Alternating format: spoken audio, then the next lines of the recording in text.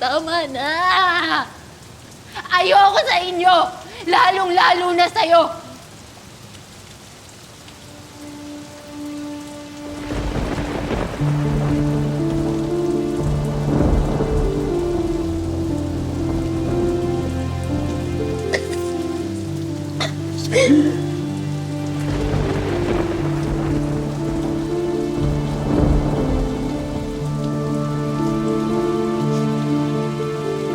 Pasensya na po kayo sa inasal ni Melit. Akala ko kasi magiging okay na lahat once na makita niya kayong lahat. Hindi ko naman masisisi anak ko eh. Masyado siyang nasaktan sa mga nalaman niya. Ay naman eh. Dito, galing tayo sa Bagyo.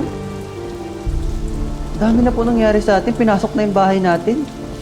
Tuklap-tuklap na yung mga bubong natin. Ganyan pa rin siya katigas. Wala siyang puso eh. Saan na tayo pupunta?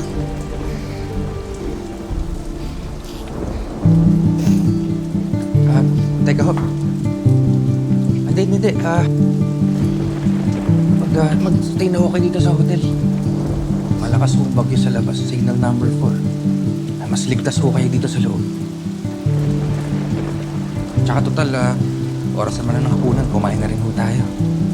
Naku, baka lalo magalit si Philip. Huwag na. Ako naman ho magbabayad. Sandali lang ho. Babalikan ko kayo dito. Ibubok ko lang kayo ng kwarto. Sandali lang ho.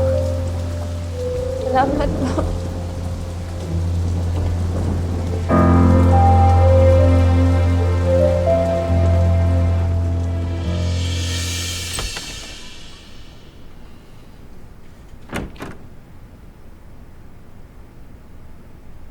Nakaalis na ba sila?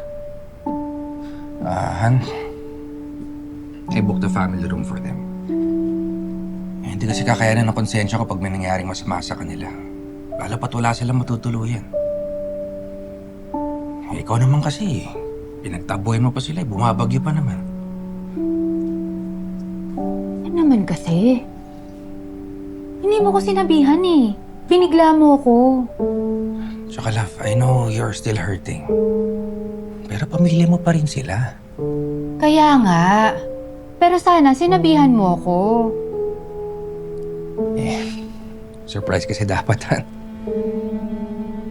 Surprise? Han!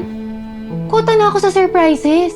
Mula nang dumating ako dito, hindi nakaaya-aya ang mga sorpresa yung bumungad sa akin.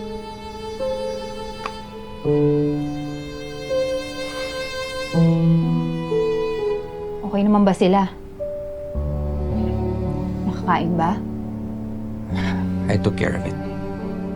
Kumain na rin kami sa baba at sinulungan ko muna sila kasi alam ko wala ka pang gana. Mag-order na lang tayo ng room service para makakain ka. Salamat ka na. Pasensya ka na. Don't worry about it.